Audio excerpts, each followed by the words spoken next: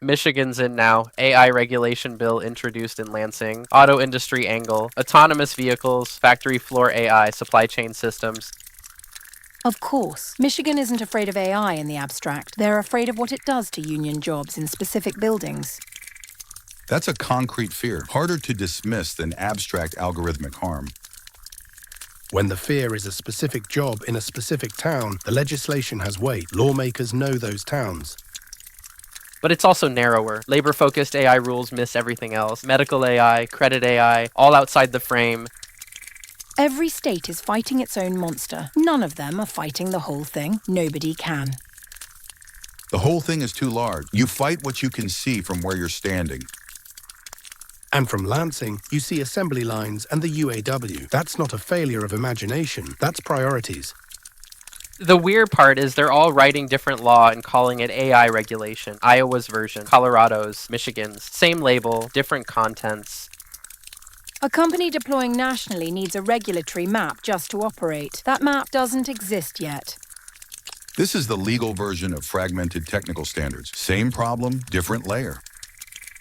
And like technical standards, someone will eventually build a compliance layer that abstracts it all away. AI compliance as a service. There are already startups. The regulatory complexity is its own market. Regulation creating a new industry to navigate regulation. Very American. Every regulation does this. GDPR created a privacy compliance industry. HIPAA created one. Pattern repeats. And the compliance industry captures the regulation over time, weakens it. That's the other pattern. Is the wave building or breaking? Building. Active state AI bills went from 12 to 41 in 18 months. The count is still rising. And growing. Every incident adds fuel. Every bias story adds a co-sponsor somewhere.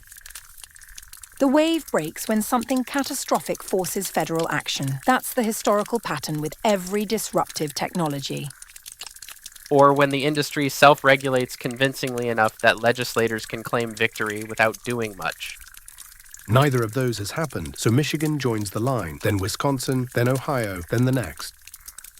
The question is whether the states coordinate before passing incompatible laws. That window is closing.